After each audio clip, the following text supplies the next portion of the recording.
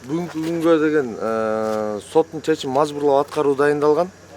Бул боюнча үйдүн ээлерине билдирилген. Бирок тилекке каршы эшиктерин азыр ачпай атат.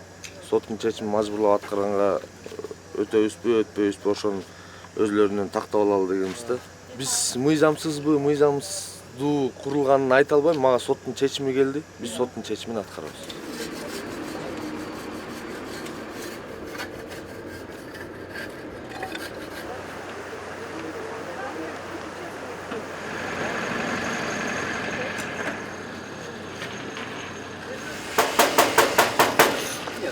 Вот на сегодняшний момент я задал вопрос судебному исполнителю, на территории Аташев ли они собираются какие-либо действия. Они вразумительный ответ не могут дать. Почему? Потому что в решении написано о том, что только на территории Аташевых необходимо произвести.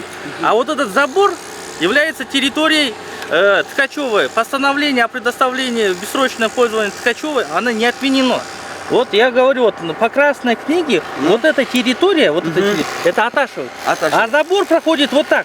Здесь где-то, если не ошибаюсь, около 3 соток вот, на этой территории принадлежит гражданке Ткачевой.